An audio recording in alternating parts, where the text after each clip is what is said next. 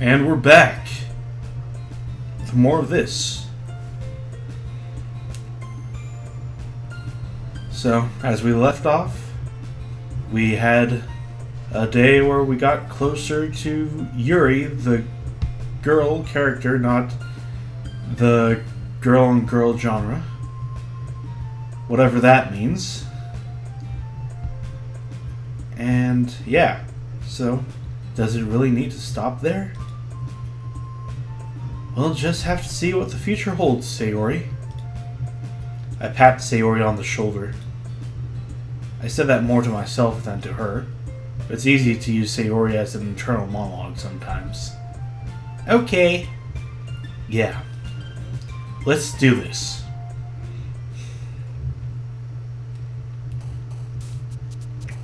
Okay. I know what kind of words that Yuri likes. Yeah.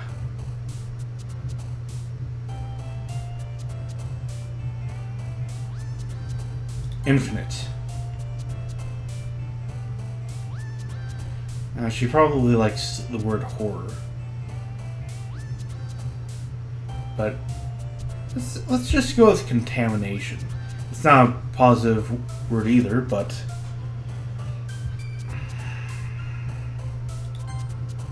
yeah. Okay. She only react to that a tiny bit.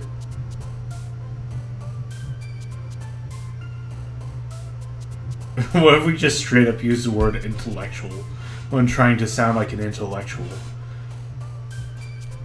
How dumb is that? Worked for her. Analysis.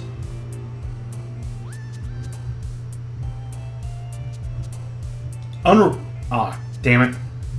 That's right, she likes talking about love.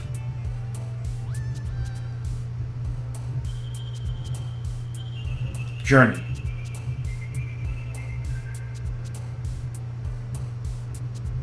Vertigo. Really.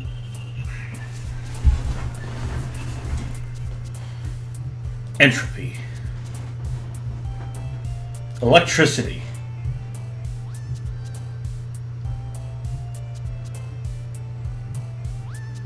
Determination. Disarray.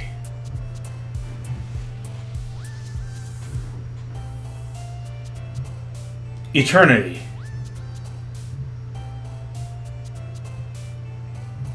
Just need to pick all the 4-syllable words. Infallible.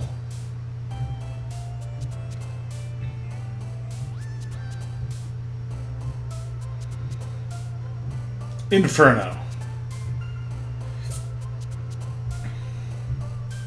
Vitality, another 4-syllable word. Incongruent. Vibrant.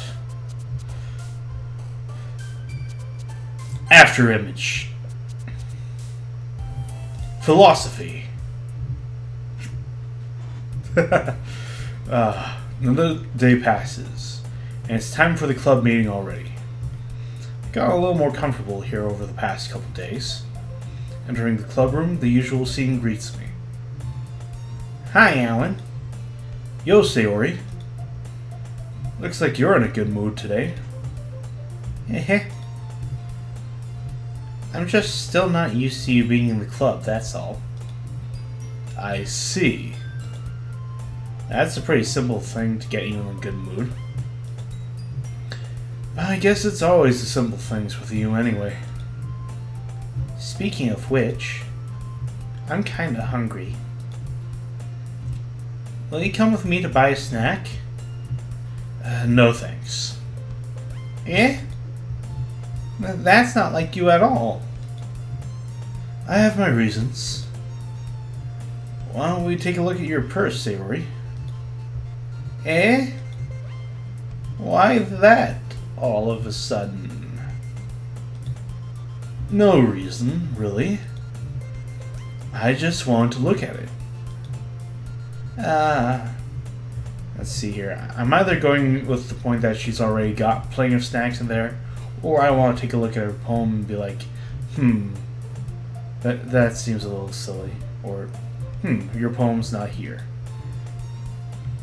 Sayori nervously retrieves her coin purse. Oh wait, does she not have any money? She fumbles with the latch and gets it open. Then she turns it upside down and lets its contents spill onto the desk. Only 2 small coins fall out. So you were trying to get me to pay for your stuff, weren't you? I knew it. I can see right through you, Sayori. That's not fair. How did you even know? It's simple. If you had enough money in the first place, you would have bought a snack before coming to the club room. So either you're not hungry and want an excuse to take a walk, or you plan to conveniently forget that you spent all your money so that I would lend you some. But there's one more thing. You're always hungry. And so, that only leaves the one option. I give up. Don't make me feel guilty with 3 Ys. No. Just stick with 1 Y here.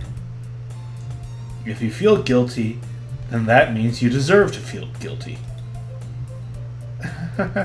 Cute laugh. Come on, Yuri. We don't need to pile on here. Yuri suddenly giggles. Huh? I didn't notice that she was listening in. Her face is in her book, as always. I wasn't listening or anything. It was just something in my book. Yuri! With 4 eyes. Tell Alan to let me borrow some money.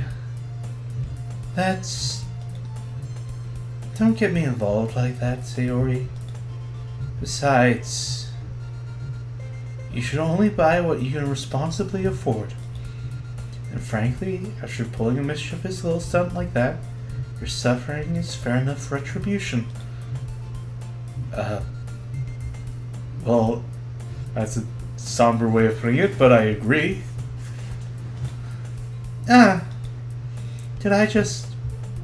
I didn't mean that.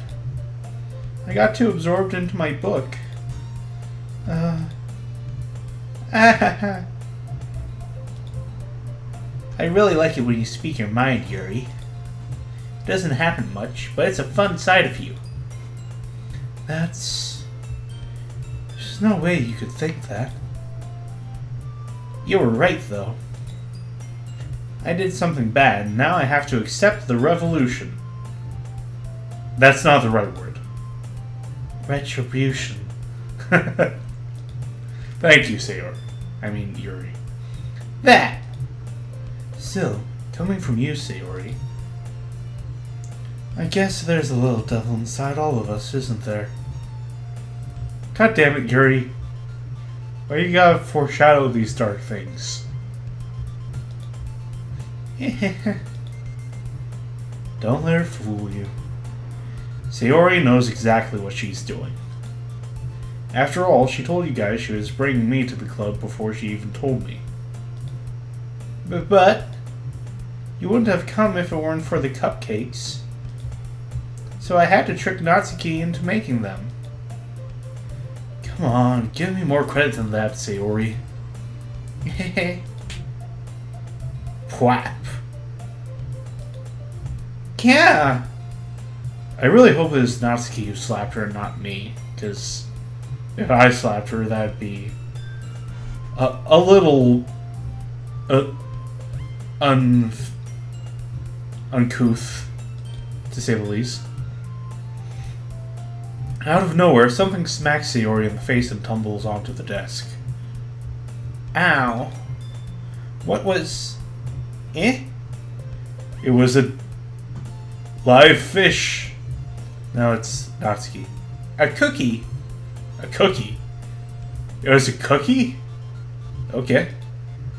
Sure enough, it's a giant cookie wrapped in plastic. Sayori glances around. Is this a miracle? It's because I pay my restitution. Retribution. Actually, that one almost worked. I was just going to give it to you. I was just going to give it to you.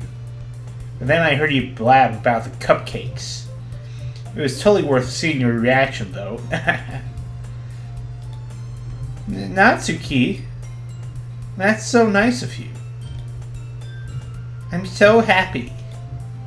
Sayori hugs the cookie. Jeez, just eat it. Sayori rapidly tears open the wrapper and takes a big bite. So good. Sayori suddenly clasps her hands over her mouth.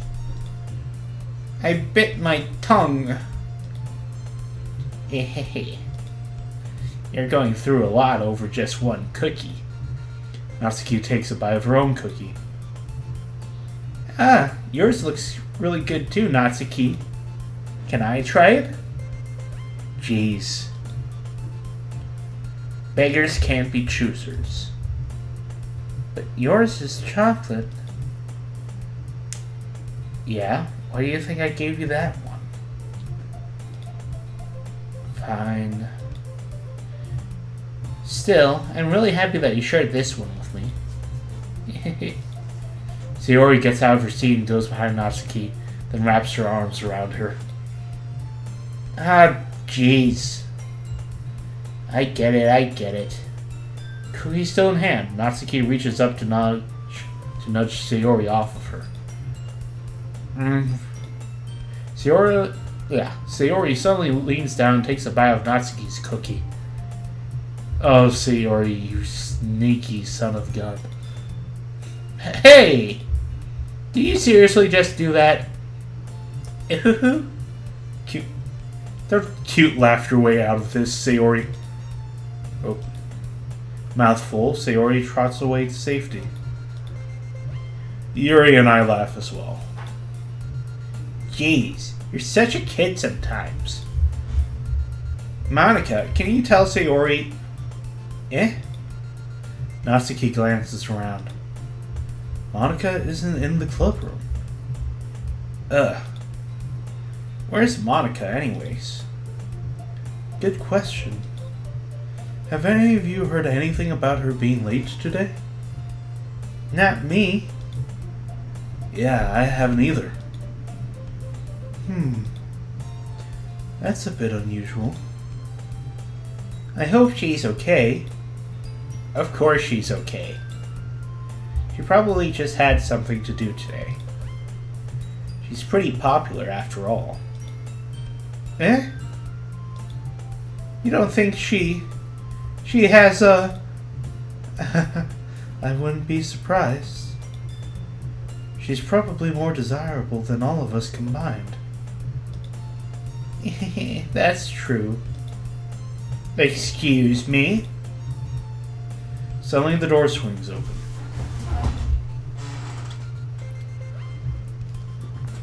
Sorry, I'm super sorry.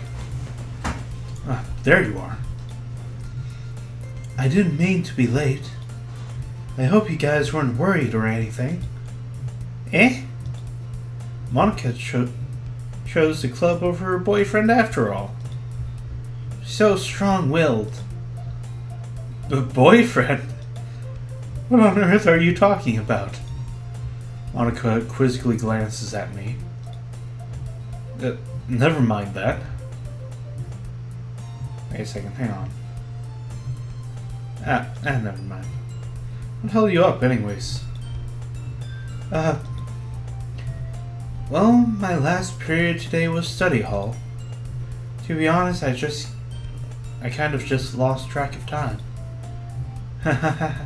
Cute laugh. That makes no sense, though. You would have heard the bell ring, at least. I must not have heard it since I was practicing piano. Piano? I wasn't aware you played music as well, Monica. I don't, really. I kind of just started recently. I've always wanted to learn piano. That's so cool. You should play something for us, Monica. That's... Monica looks at me. Maybe once I get a little bit better, I will. Yay! That sounds cool. I'd also look forward to it. Is that so? In that case, I won't let you down, Alan. Monica smiles sweetly.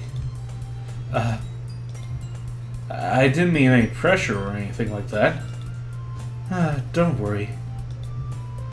I've been practicing a whole lot recently. I'd really love the chance to share once I'm ready. I see. In that case, best of luck. Thanks. So, I didn't miss anything, did I? No, not really. I chose to leave out Sayori's mischievous escapade. I'm sure Natsuki will end up complaining to her anyways. Looks like everyone has already settled down. Sayori somehow already finished her entire cookie. Yuri is back to her book. Natsuki disappeared into the closet. Hey, Yuri. I suddenly noticed that Yuri is reading a different book from the one we've been reading together. Sorry, I didn't mean to interrupt. No. I was kind of just waiting for you. If that's the case, why don't we go ahead and get started? Yes, let's. Actually, I have a request. Do you mind if I make some tea first? Not at all. Thanks very much. If there's one thing that can make my reading time here any better, it's a nice cup of tea. Not to mention for yourself as well. Yuri stands up and makes her way to the closet. I follow and watch as she retrieves a small water pitcher from the shelf, the kind with a filter inside. Can you hold this for a second? Sure. Yuri hands me the water pitcher and also fetches an electric kettle. I'm going to plug this in at a teacher's desk, and then we'll go get some water. She walks past me and sets the kettle down on the teacher's desk. I simply watch her movements. To my surprise, the way she moves really contrasts with her speaking mannerisms. Especially because of her long legs, Yuri appears elegant and methodical. Okay, may I have the water pitcher? Thanks, I'll be right back. I might as well walk with you. Yeah, why not? Shall we go then? Yeah. Where are you two off to? We're just... Yuri was going to make some tea, so... I suddenly realized how weird it sounds to explain this to Monica. We're just filling the water pitcher. Okay. Yeah, it totally takes two people to do it, by the way. Sorry, I was just a bit curious. That's kind of a one-person job, isn't it? That's the... Monica, please mind your own business for once. Damn, Yuri. Jeez. You're so meek at times, and sometimes you're just savage.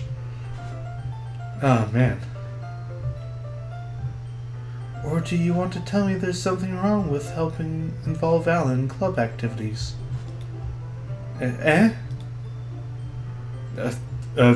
Damn, son. My mouth gapes. I suppose there's nothing wrong with that. Then let's go, Alan.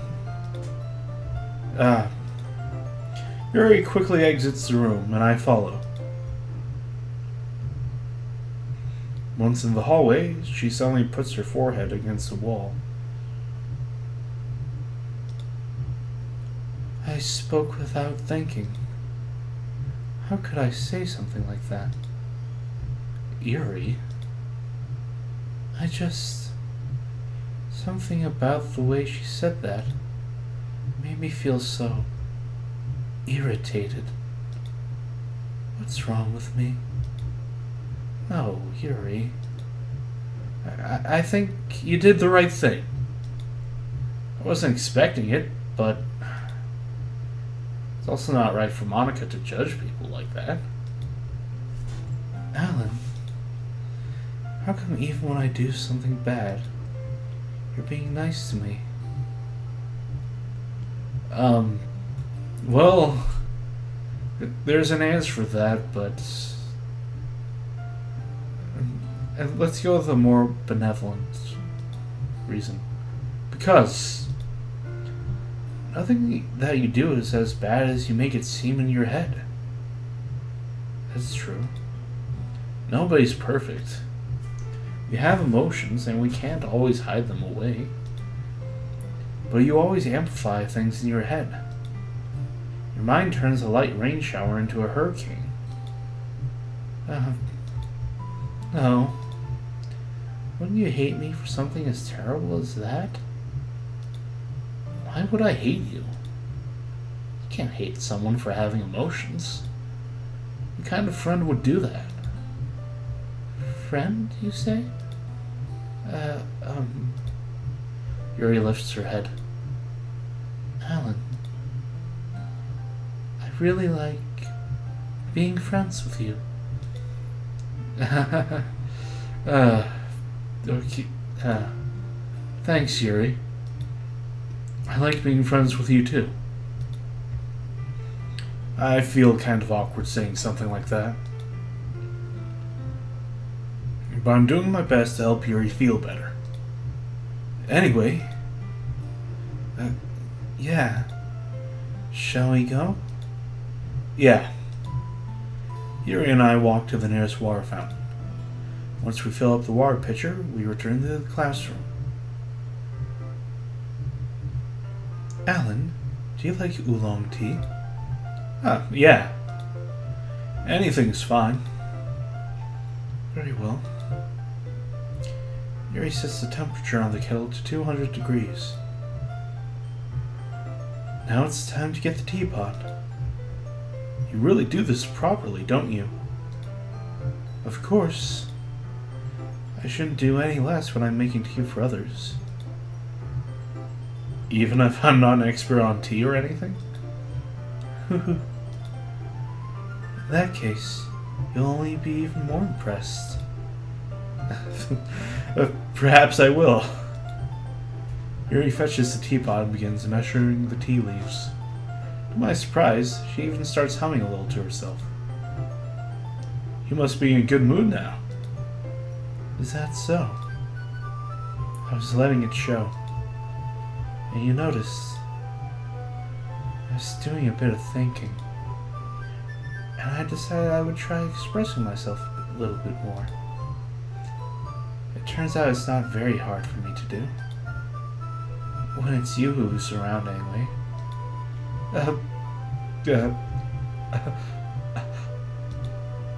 That's right, Yuri. Just don't push yourself too much.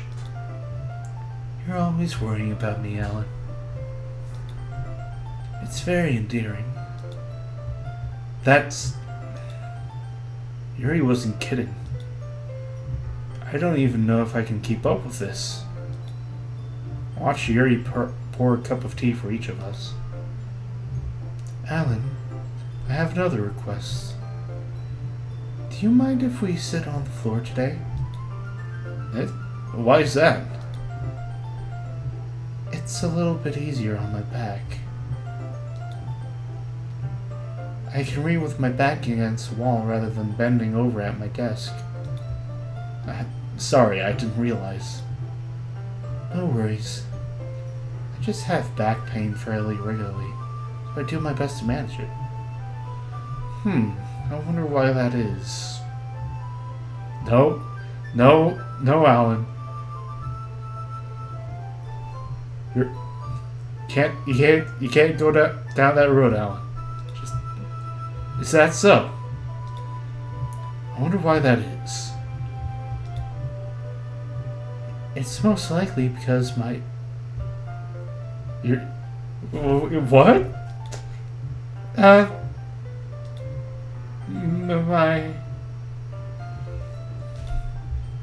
Your posture, right?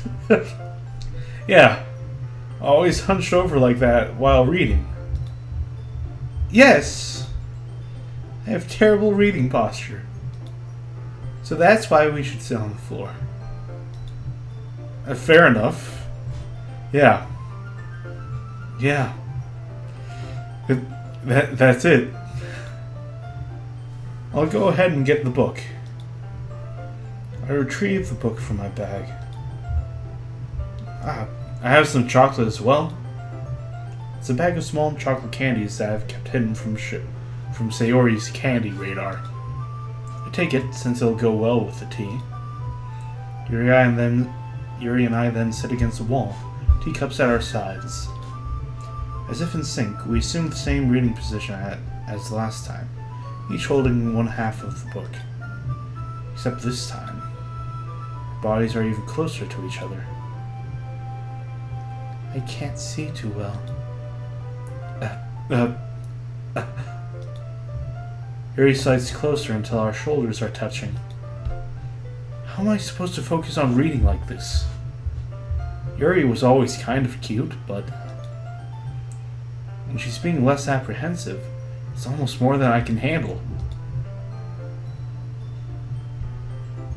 Your teacup. Yuri hands me my teacup. Holding it with my hand that's not holding the book, I end up in a position that makes it even harder to focus. Because now I need to worry about making sure I don't accidentally touch her chest. Meanwhile, Yuri hasn't noticed a single thing, I think. She wears her intense reading expression.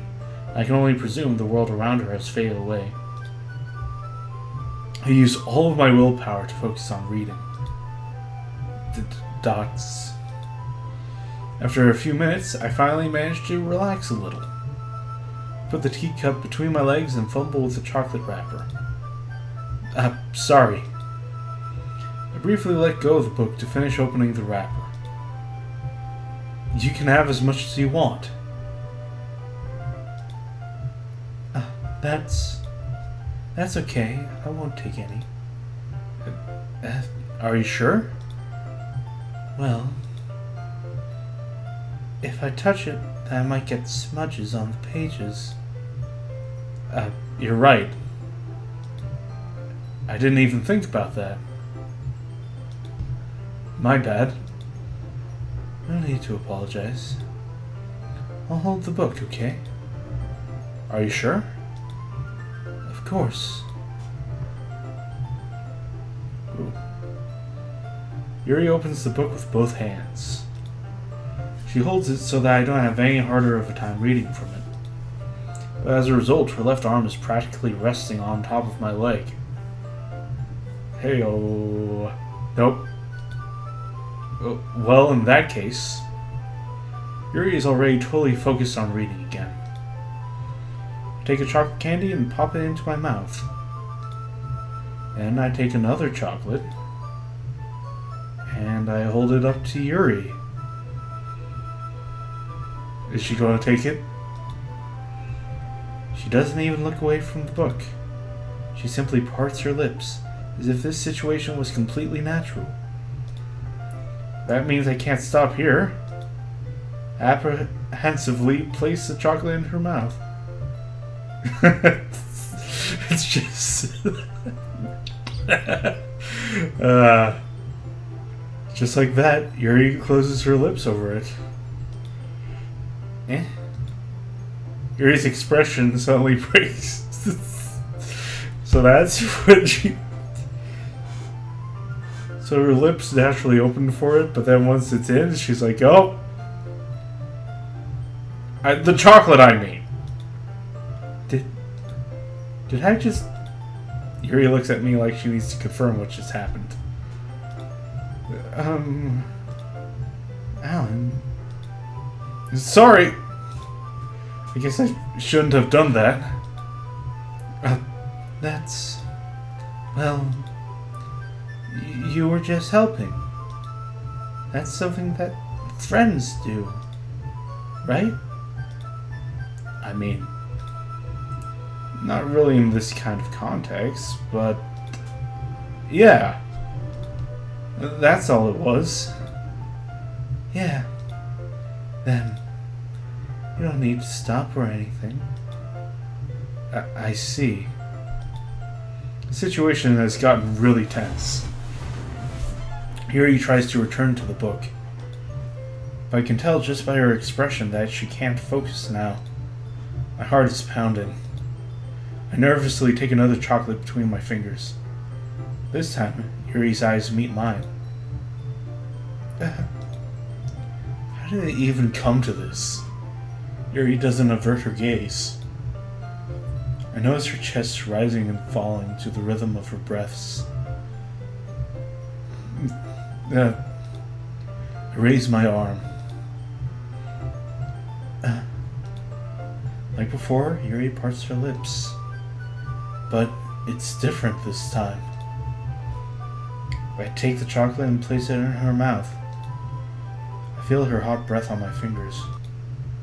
Okay, everyone. Jeez. Oh, come on. Monica. This is the second time. The second time. I'd expect this of Sayori, but now I'm seeing what you're up to, Monica. I'm starting to see a pattern here in your behavior. Duh. Yuri jolts back. It's time to share poems. Alan, you can help Yuri put away the tea stuff, right? Yeah, of course. Okay, thanks. The spell is abruptly broken. I'll take care of the cups. Yeah. Yuri picks up the teacups from the floor. Pick up the bag of chocolates. In the end, we hastily clean up without so much as a word between us. I get the feeling this is something neither of us will have the courage to bring up. I guess I'll stick to the same pattern.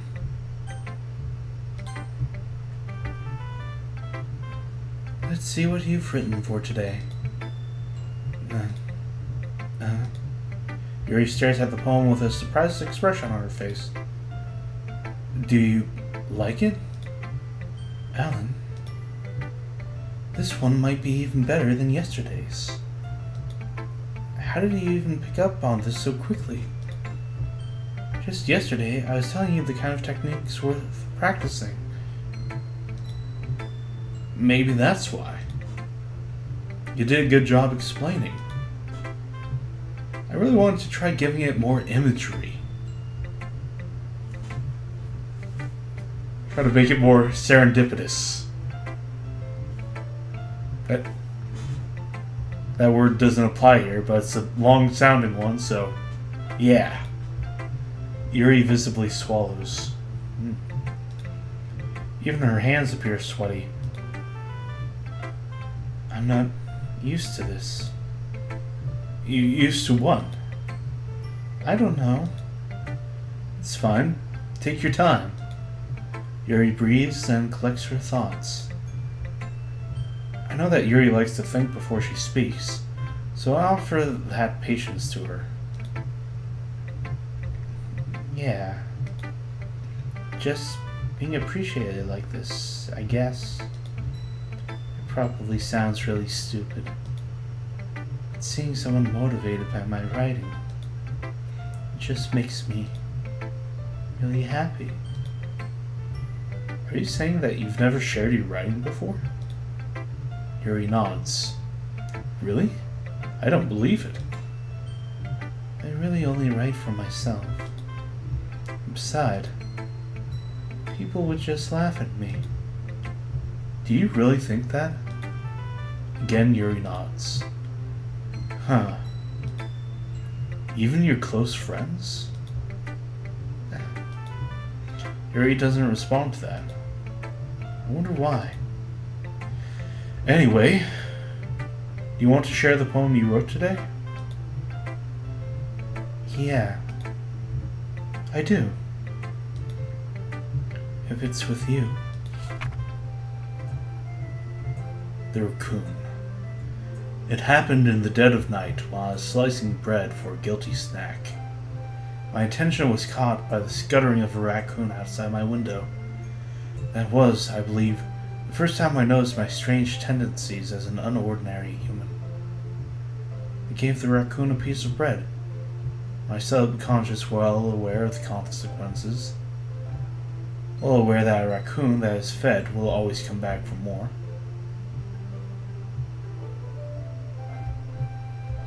The enticing beauty of my cutting knife was the symptom. The bread, my hungry curiosity. The raccoon, an urge. The moon increments its phase and reflects that much more light off my cutting knife. The same light that glistens in the eyes of my raccoon friend. I slice the bread, fresh and soft. The raccoon becomes excited. Perhaps I'm merely projecting my emotions onto the newly satisfied animal. The raccoon has taken to following me. You could say that we've gotten quite used to each other. The raccoon becomes hungry more and more frequently, so my bread is always handy.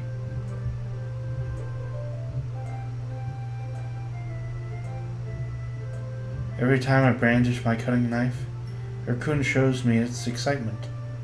A rush of blood. Classic Pavlovian conditioning. I slice the bread, and I feed myself again.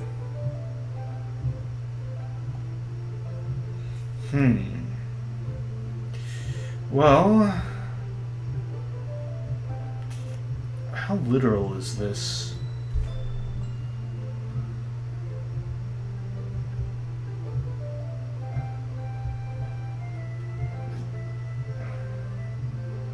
The mention of the cutting knife and blood is a bit concerning to me, but it could just be that she just is in the habit of feeding a quasi-pet raccoon. Let's just hope it's that.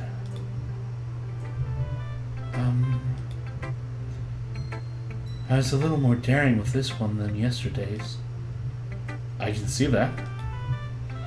It's a lot more metaphorical. I don't know if it's my fault, but I can't begin to imagine what this poem is about. That's right. It's a bit closer to my preferred writing style. Let's see here. Using the poem as a canvas to express vivid imagery and conveying my emotions through them. Yeah, if I take it at face value, and I can't even figure out what it's supposed to mean, well, I think it's something that different people can relate to in their own way. I want to express the way it feels for me to indulge in my more unusual hobbies. It's those sorts of things I'm usually forced to keep to myself. So I sometimes enjoy writing about them. Why do you keep them to yourself? Because they're embarrassing, and people would make fun of me. Don't you have anything like that, Alan? Well, yeah, I guess I do.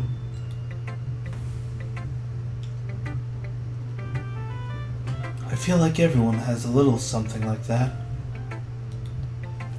The best we can do is respect each other and our individualities.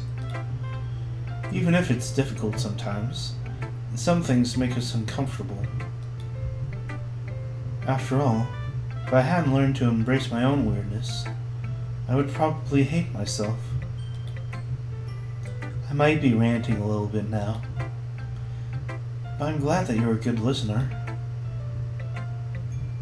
You're good at a lot of things. Writing, listening. There really aren't many people like you, Alan. That's exaggerating a little bit. It's just how I feel. I never thought I would feel so comfortable sharing my writing. And now, I almost feel like I look forward to it. It's just a really nice feeling. And you're to thank for that. It's nothing, really. Yuri smiles sincerely at me. For just a moment, her timidness seems to disappear. Who should I show her? Hi again, Al. How is the writing going? Alright, I guess. I'll take that. As long as it's not going bad. I'm happy that you're applying yourself. Maybe you'll soon come up with a masterpiece. I wouldn't count on that. You never know. Want to share what you wrote for today? Sure. Here you go. I give my poem to Monica. Alright. This one's good. It feels like you're not only getting more comfortable with your style, but the imagery is better than the last one I read. Just wondering, but have you been finding inspiration in Yuri's writing style? What? What are you talking about? I mean, I haven't been trying to emulate her at all in writing. I guess so. You can't deny that she's talented. Yeah, totally. I think your poems are the most romantic. Huh. That's the best way to describe it. She's like a totally different person when she picks up a pen. I noticed that too. Not sure if I'd use the term romantic, but... Or when she's talking about literature, it's like a light turns on inside her. Sadly, it's hard to get much personal conversation out of her. Trust me, I've tried. Who knows what goes on in that head of hers? I hope you don't mean that in a bad way. No, of course not.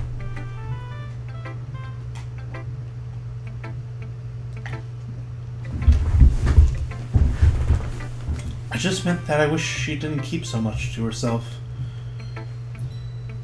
But still, defending her like that, you must be pretty into her. Huh? You completely misunderstood. Calm down, I'm kidding. Besides, I'm pretty sure she's already got a boyfriend. What? What? What? Wait, really? Yeah, a fictional one anyways. Ugh. Don't scare me like that. Monica kind of whispers that last part to me. It's just a hunch, but... Well, there's anything wrong with that. Oh, well, I know. I was just saying. But anyway, you want to read my poem now? I like the way this one turned out, so I hope you do too. Alright, let's take a look. Save me. The colors, they won't stop. Bright, beautiful colors, flashing, expanding, piercing, red, green, blue, an endless cacophony of meaningless noise. I think she's misspelled cacophony. Like, I think that's an A and that should be an O. But I'm splitting hairs here. The noise, it won't stop. Violent, grating waveforms. Squeaking, screeching, piercing. Sine, cosine, tangent. Like playing a chalkboard on a turntable. Like playing a vinyl on a pizza crust. An endless poem of meaningless. Load me.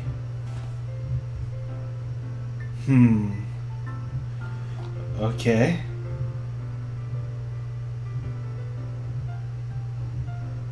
Wait. This seems similar to one she was talking about last time. Last time she was talking about like some sort of brightness. Or like it was like that hole that she was looking through, that she was looking out. And that burned her eye, kind of. But now she's talking about red, green, blue waveforms, sine, cosine, tangent, and then load me. I feel like there's something that I'm supposed to be getting from this.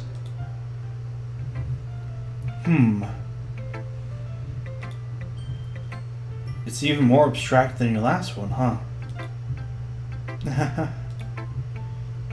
I guess it's just the way I write. I'm sorry if you don't like it. No, I never said that. It's just the kind of thing I've never really seen before, I guess. I kind of like playing with my space on the paper. Choosing where and how to space your words can totally change the mood of the poem. It's almost like magic. The way I wrote the lines really short makes it feel like they're trying to speak over the noise. I see. It's still hard for me to tell what it's about, though. Sometimes just asking what a poem is about isn't the right question. A poem can be as abstract as a physical expression of a feeling, or conversation with the reader. So putting it that way, not every poem is about something. Anyway, here's Monica's writing tip of the day. Ding ding. Okay. Sometimes you'll find yourself facing a difficult decision. When that happens, don't forget to save your game. Right. I should probably do that more, but yeah.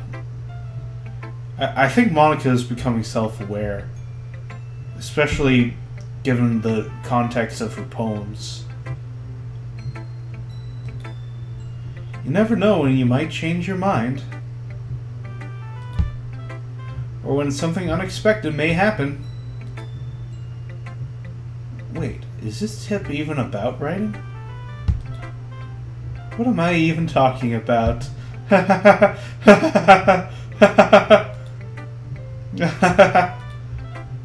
That's my advice for today. Thanks for listening. Okay. Yeah.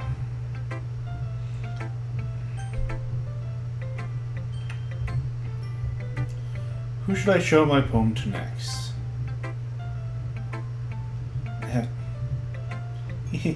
I love reading your poems. It's like I never know what I'm going to get. So basically you're saying it sucks. No, not at all. Maybe. Just a little. Yuri must have spoiled me a little bit with her poems. Yeah. Cute laugh? No. It's fine, it's fine. After all, I still have no idea what kinds of writing you even like. Yeah. Me neither. Okay. Well, yeah, at least try giving it some thought. Yeah, you want to write something for me? That's so sweet. Yeah, right. But you're always thinking about other people. You can think about yourself once in a while. If you don't, you might end up getting hurt at some point. Eh? Well, I don't really know what you mean. I'll try to keep it in mind. Well, whatever. Anyway, let's see. I guess I like happy poems. Wait, sometimes I like sad poems too. Sometimes a little bit of both. There's a word for that, right? What's the word I'm looking for? Melancholy?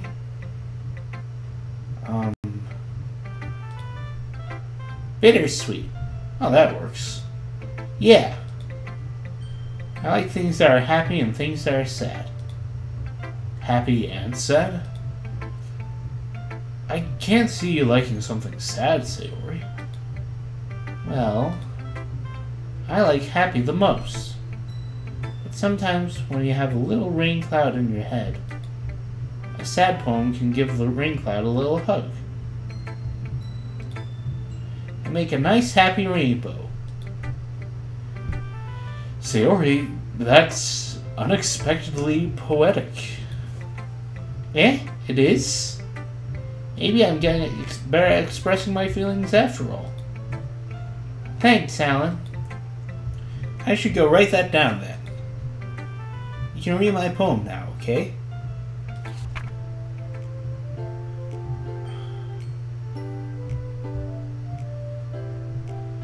Bottles. I pop off my scalp like the lid of a cookie jar.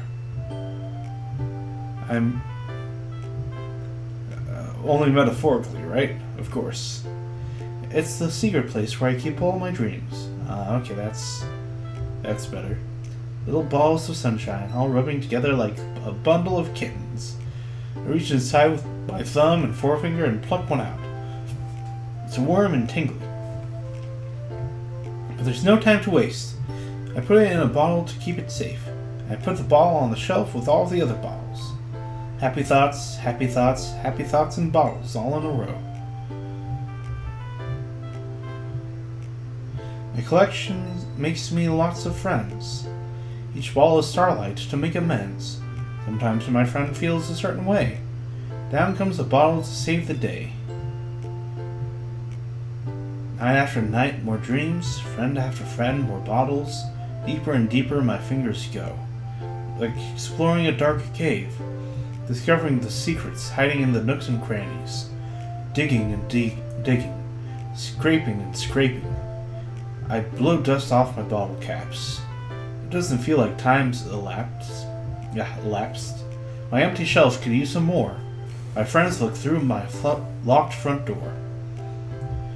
Finally, all done, I open up and in come my friends. And they come in such a hurry. Do they want my bottles that much? I frantically pull them from the shelf, one after the other, holding them out to each and every friend, each and every bottle. But every time I let one go, it shatters against the tile between my feet. Happy thoughts, happy thoughts, happy thoughts in shards, all over the floor. They were supposed to be for my friends who aren't smiling. They're all shouting, pleading, something. But all I hear is echo, echo, echo, echo inside my head. Aw.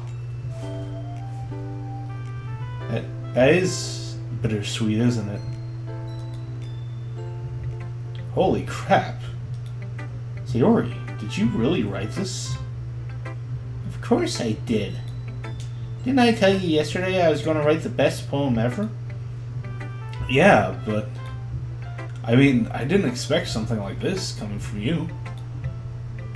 Monica taught me a whole lot.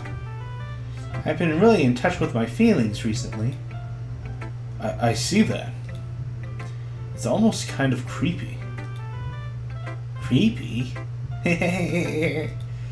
Well, not exactly. Maybe because I'm so used to you being cheerful. Well, never mind. I'm thinking too hard about it. The point is, it came out good, so you should be proud of it. Well, thanks. I feel like I feel like I was meant to express myself this way. It even helps me understand my own feelings a little bit better. Writing is like magic.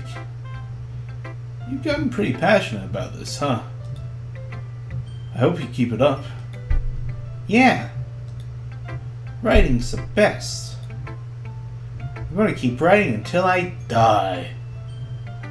Wait, what? Nothing. Don't get ahead of yourself. Sayori's always had a habit of getting obsessed with something before dropping it no more than a week later. I wonder if this is one of those times. Seeing the passion in her eyes made it hard for me to be so pessimistic. And Natsuki.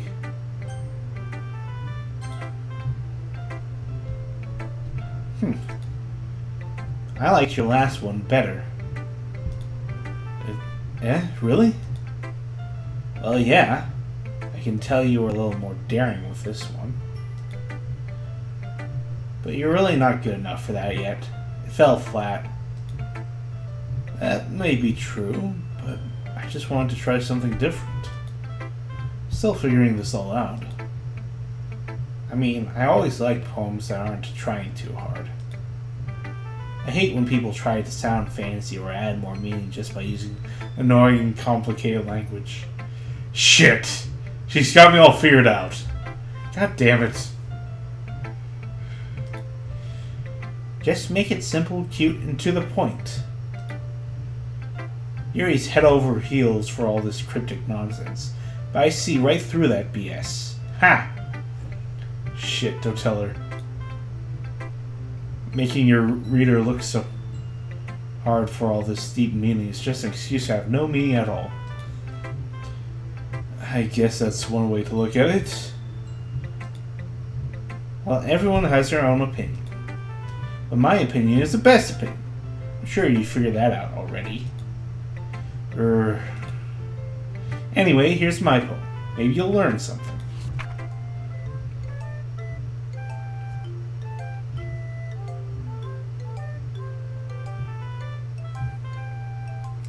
Amy likes spiders. You know what I heard about Amy? Amy likes spiders. Icky, wriggly, hairy, ugly spiders. That's why I'm not friends with her. Amy has a cute singing voice. I'd heard her singing my favorite love song. Every time she sang the chorus, my heart would pound to the rhythm of the words. But she likes spiders. That's why I'm not friends with her. One time, I hurt my leg really bad. Amy helped me up and took me to the nurse. I tried not to let her touch me. She likes spiders, so her hands are probably gross. That's why I'm not friends with her.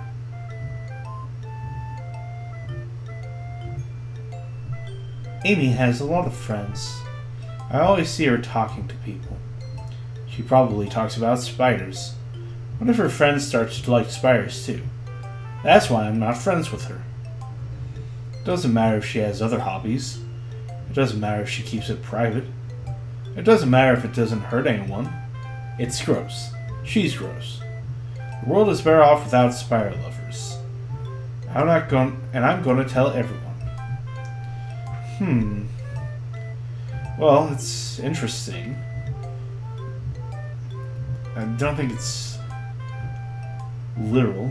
I think it could be, assuming that the poem is self-aware, then it's kind of telling it from the perspective of someone who is small-minded and doesn't like someone who's perfectly likable just because they like one thing that they don't like.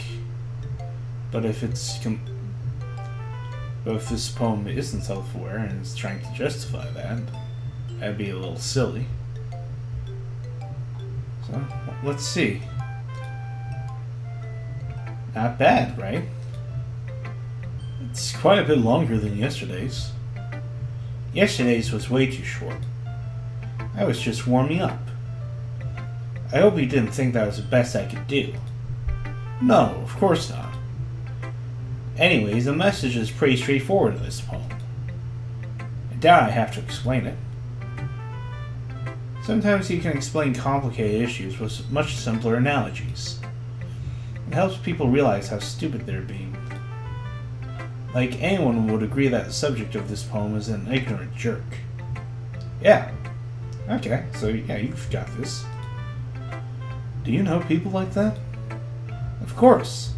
It's about how everyone thinks my... That doesn't matter. It can be about anything. I wrote it to be easy to relate to. Everyone has some kind of weird hobby or guilty pleasure. Something that you're afraid if people find out, they make fun of you or think less of you. That just makes people stupid.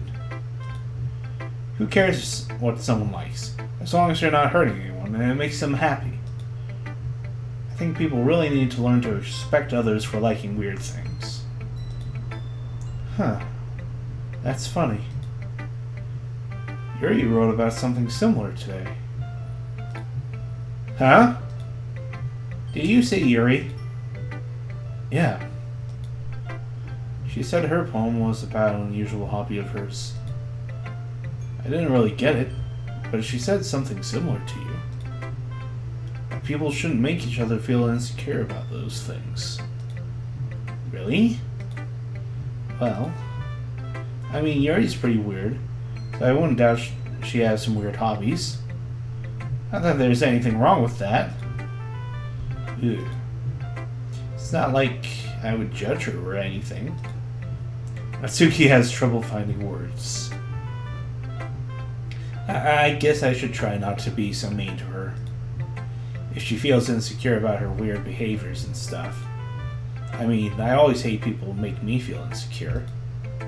And Yuri made me feel insecure yesterday. But the way you put it, it sounds like she learned her lesson. Well, I would say so. Even if her writing style is really different, I'm sure she'll appreciate the message in your poem. It's what I do best, after all. I don't like writing unless there's a good message to take away from it. Like, conveying emotions is important. I want to make people think, not just feel. Remember that. I'm going to write a good one for tomorrow, too, so look forward to it. Okay, everyone. We're all done reading each other's poems, right? I have something extra planned today, so if everyone could come sit at the front of the room.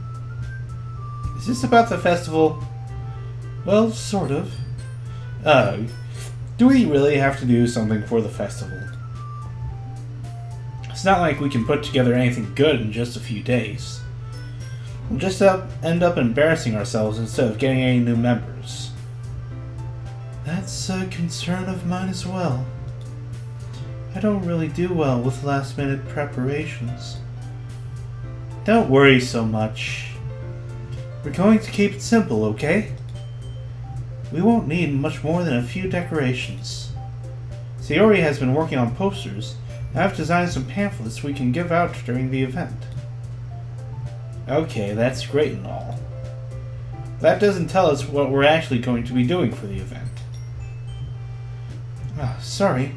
Thought you heard about it already. We're going to be performing. Performing? Oh, Monica. Yeah, we're going to be having a poetry performance. Each of us are going to choose a poem to recite during the event. But the cool part is, we're also going to let anyone else come up and recite poems too. Sayori's putting it all on the posters in case anyone wants to prepare ahead of time. Cute laugh. Sayori, who's been coloring a poster, holds it up for us to see. Are you kidding me, Monica? You didn't already start putting those posters up, did you? Well, I did. Do you really think that's that bad of an idea? Well, no. It's not a bad idea. But I didn't sign up for this, you know. There's no way I'm going to be performing in front of a group of people like that. I agree with Natsuki. I could never, in my life, do something like that. Imagining it, Yuri shakes her head in fear. Guys, No, Sayori. I understand where they're coming from. Remember that Natsuki and Yuri have never shared their poems with anyone until just a couple days ago. It's a lot to ask for them to recite their poems out loud to a whole room full of people. I guess I kind of overlooked that. So I'm sorry. But I still think we should give it our best. We're the only ones responsible for the fate of this club. If we start the event and each put on a good performance, then it will inspire others to do the same. The more people who perform, the better we'll be able to show everyone what literature is all about. Yeah. It's all about expressing your feelings, being intimate with yourself, finding new horizons, and having fun. That's right. It's those reasons that we're all in this club today. Don't you want to share that with others? To inspire them to find the same feelings that brought you here in the first place? I know you do. I know we all do. Monica?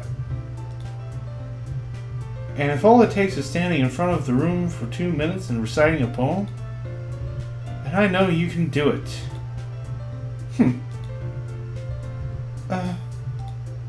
Natsuki and Yuri remain silent. Sayori looks worried.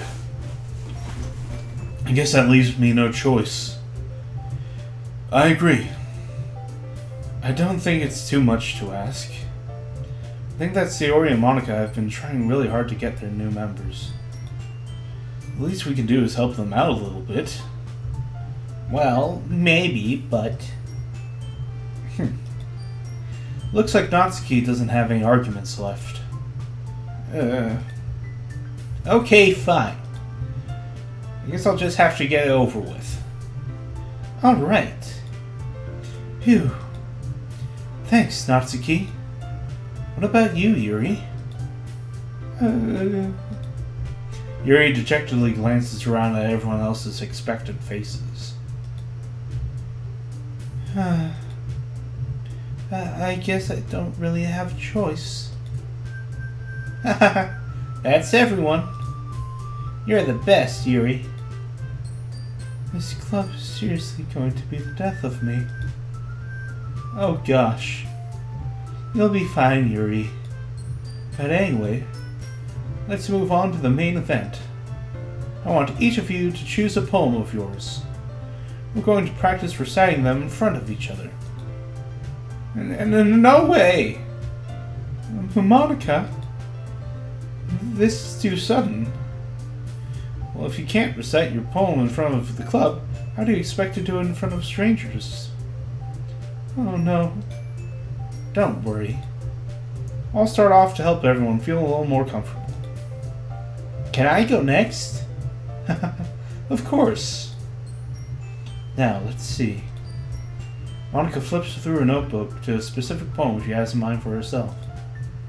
Then she stands up behind the podium.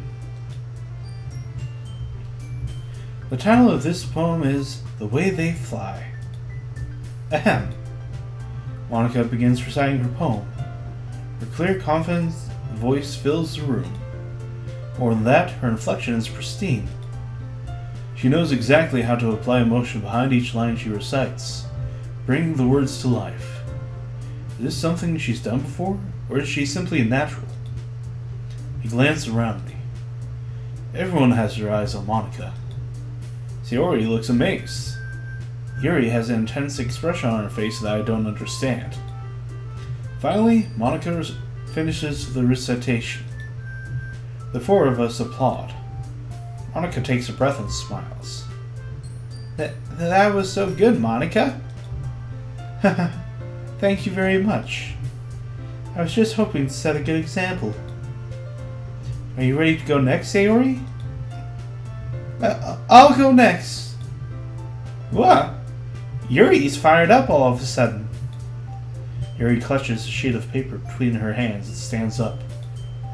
Keeping her head down, she walks quickly over to the podium. This poem is called... What's it called? Come on. Yuri anxiously glances at each of us. You can do it, Yuri. It's called Afterimage of a Crimson Eye. Yuri's voice shakes as she starts reading the poem. Just a moment ago, she practically refused to do this. Why is she suddenly putting in so much effort? Could it be that she did it because I suggested it? No! No. Al, it's not like you're a harem protagonist that influences women around you. That's silly.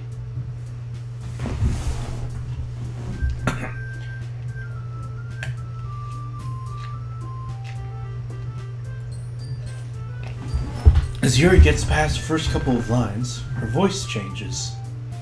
It's almost like what happens when Yuri gets absorbed into her books. Her quivering words transform into the sharp syllables of a fierce and confident woman. The poem is full of twists and turns in its structure that she enunciates with perfect timing. This must be a rare glimpse into the whirling fire Yuri keeps concealed inside her head. Suddenly, she's finished. Everyone is stunned. Yuri snaps back into reality. Oh, there goes gravity. Oh, it's so sad, but he chokes. Sorry. Yuri snaps back into reality and glances around her, as if she bewildered even herself. It's up to me to save this situation. I'm the first to start applauding. It's just like that scene from Citizen Kane. That's it. Yeah, just...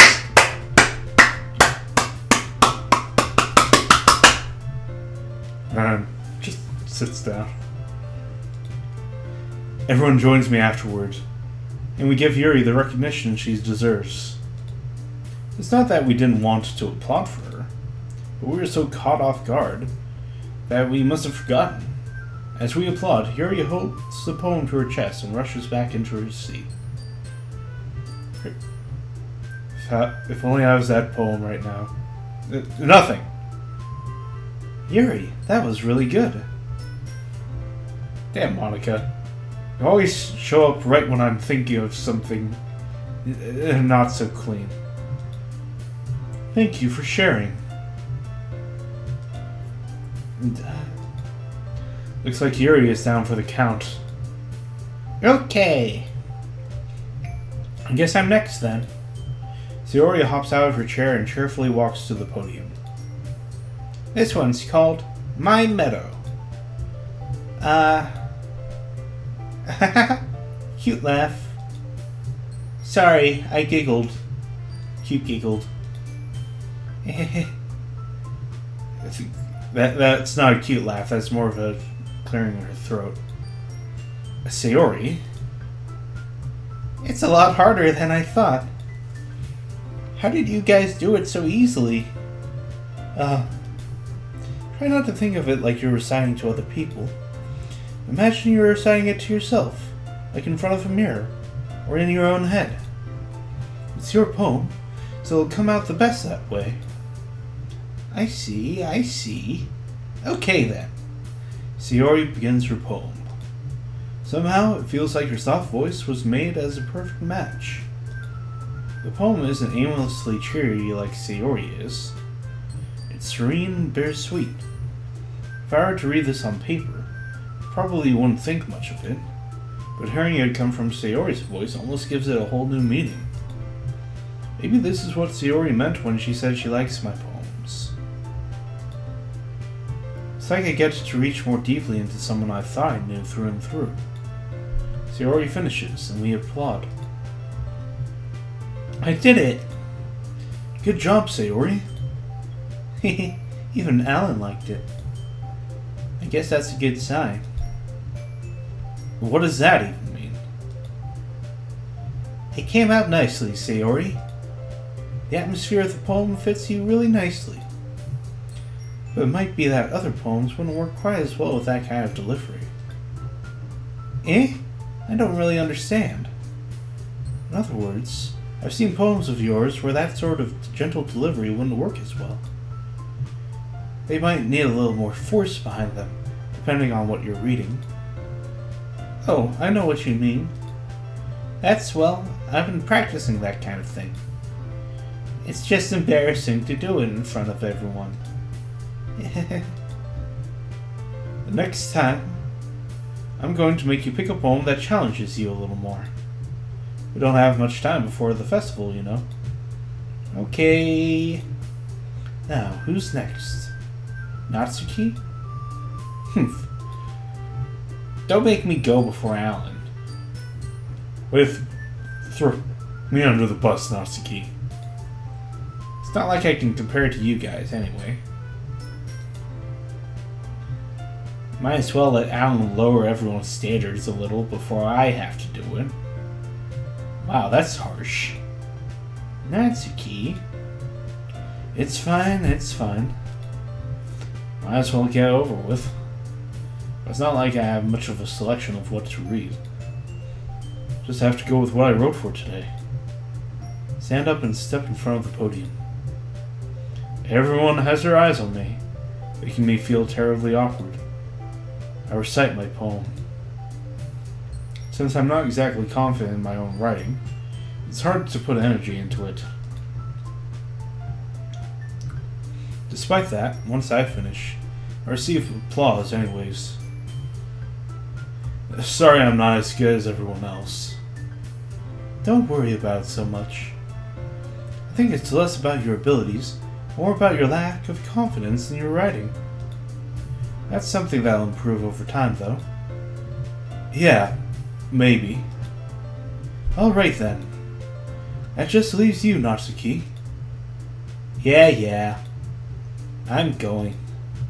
Natsuki begrudgingly gets out of her seat and makes her way to the podium. The poem is called... Why are you all looking at me? Because you're presenting. Anyway, the poem is called Jump. Natsuki takes a breath. Once she starts reciting the poem, her sour attitude disappears a little. While she's still a little unenthused, her poem has a rhythm and rhyme to it. It's Natsuki's trademark style, and works surprisingly well when it's spoken aloud. The words feel like they bounce up and down, as if giving life to the poem. Natsuki finishes, and everyone applauds. She huffs back into her seat. That wasn't so bad, was it? Easy for you to say. You better not make me do that again. Well... You at least feel prepared enough to recite a poem in front of other people? I mean, doing it in front of other people will be way easier. I can put on whatever face I want for other people. When it's just my friends, it's just embarrassing. That's a surprise, Natsuki. I would think it would be the other way around for me. Well, that's just how it is, so... Well, I guess in that case, you won't have much to worry about for the festival. That said, I want to thank everyone for coming through. It might be hard, but I hope that you all have an idea of what it's like now. Make sure you pick a poem and get enough practice before the festival, okay? I'll be making pamphlets, so let me know ahead of time what you'll be reciting. Jeez. I should probably find some other poem to recite instead. That's fine too. It doesn't have to be your own. I'm already pleasantly surprised that you're putting in all this effort for the club. It makes me really happy. Yeah, no problem. What are you two looking at, huh? Okay, everyone. I think that's about it for today. I know the festival is coming up. Let's try to write poems for tomorrow as well. It's been working out really nicely so far, so I'd like to continue that. As for the festival, we'll finish playing tomorrow, and then we'll have the week weekend to prepare. Monday's the big day. I can't wait. I can do this. I can do this. Alright.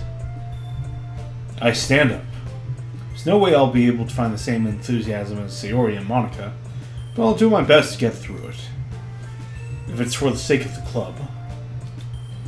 And impressing Monica, then I'll have to do my best. Ready to go, wait, nope. Read that wrong. Ready to go, Sayori? Yep. Look at you two, always going home together like that. It's kind of adorable, isn't it? Hehehe. Cute laugh. Yuri, don't worry about this. Jeez, guys.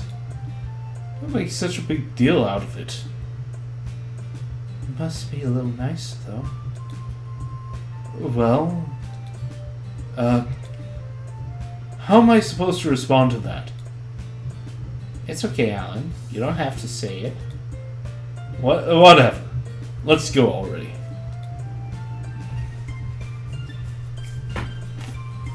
Walk home with Sayori once more. Even though it's only been a few days, a lot of things have already changed. But today, Sayori is a little quieter than usual on the way home. Hey, Sayori. Huh? Sorry, I was spacing out. No wonder. I was thinking about something from earlier. I like how we get to... I mean... Sayori fumbles with her words. So, let's just say that one day, Yuri asks to walk home with you. Why are you talking about Yuri? Huh? What would you do? What kind of question is that? You're kind of putting me on the spot here. Nervous laugh. Ah, dear.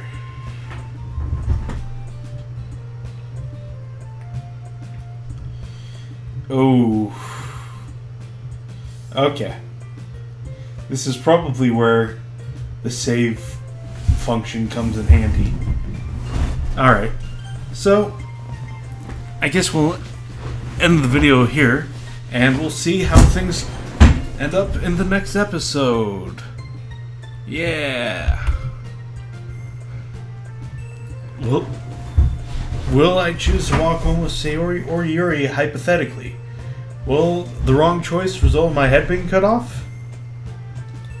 We'll find out in the next episode.